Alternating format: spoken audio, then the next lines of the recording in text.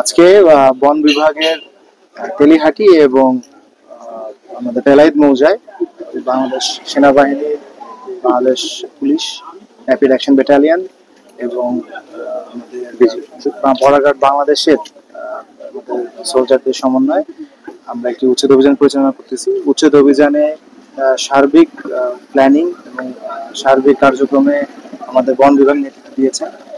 এছাড়াও অপারেশনাল কমান্ডে বাংলাদেশ সেনাবাহিনী নেতৃত্ব দিচ্ছে। আমরা আজকে এই দুটি মৌজায় 4 একর জমির মতো আমরা উচ্ছেদ করব, 4 একর জমি মতো উদ্ধার করবো এবং আমাদের উচ্ছেদের মধ্যে 56টি অবৈধ স্থাপনা আমাদের তালিকাভুক্ত রয়েছে। ইতিমধ্যেই সকালে আমাদের 6:30 থেকেই আমরা একত্রিত হয়েছিল এবং সর্বশেষ আমরা 8টা হতে অভিযান পরিচালনা করা হচ্ছে 3টি আলাদা আলাদা লোকেশনে।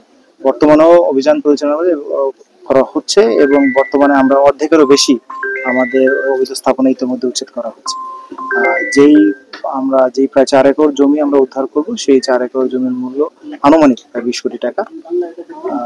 এখানে পুরো এই অভিযানে আমাদের প্রায় 350 সকল বাহিনী এবং আমাদের পরিবেশ, আমাদের বন বিভাগের কর্মকর্তা কর্মচারী সহ আমাদের শ্রমিক সহ প্রায় 350 লোকজন আমরা এখানে ইনভলভ আছি।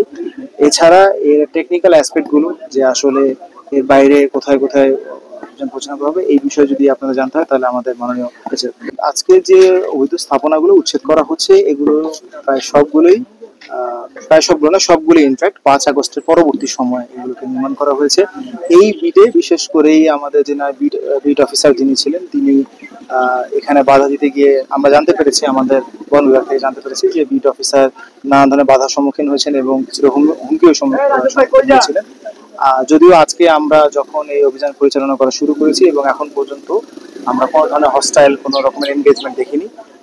মাশাআল্লাহ আমরা এখনো পর্যন্ত স্মুথ ভাবে কাজ করতে পারছি, মসৃণ ভাবে কাজ হচ্ছে এবং আল্লাহর রহমত থাকলে আমরা সফলভাবে আমাদের অবৈধ স্থাপনাগুলোকে উচ্ছেদ করতে সফল হব।